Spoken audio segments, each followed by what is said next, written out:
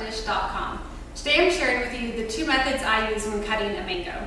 The first method I use is for when I am cutting mango for a recipe, like a salsa recipe or maybe a salad. I start by removing the ends. I always like to have a flat surface that I can work with so the mango's not rolling around as I'm trying to cut it. So after I do that, I'm going to set it on the flat surface and I peel it with my knife. So I just go around the edges here and peel. You could also do this with a vegetable peeler. I just find it's much quicker if I just slide my knife right along the peel. And when you're done, you can go back and check along the bottom. So I missed a little spot there and there. You can go and clean that up and then put that into my trash bowl. So after I have the skin removed, I want to remove the fruit from the seed. So there's a seed that runs right down the center of the mango. You can't see it, but you'll be able to feel it with your knife. So I remove the fruit from the seed, and then I can just have this fruit here to dice. Now if you wanted to do a smaller dice, you could remove the side in layers. See how I kind of remove the thin layer, and then you have kind of two layers, and that would give you, a finer dice. So I would go through on this thinner side and do kind of really small dice, like that.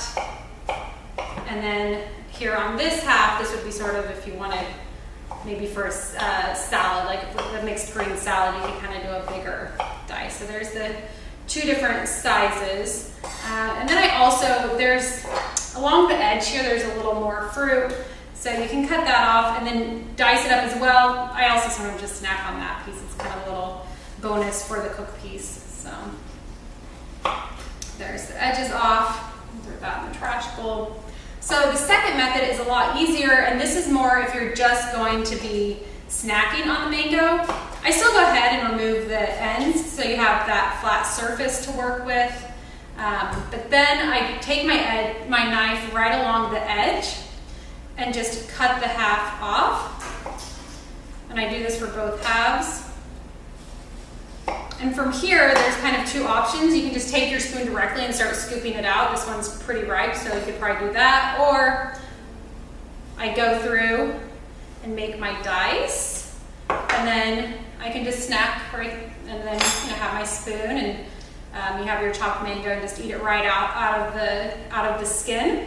The thing I will point out that I don't like to see, a lot of people will hold the mango half in their hand and start cutting. It's actually really dangerous because the skin is really thin. So if you would cut through that skin, it would go right through to your hand. So just a little warning to please do it on a cutting board and not in your hand. But there you have it. That's the two different methods that I use when I'm cutting a mango.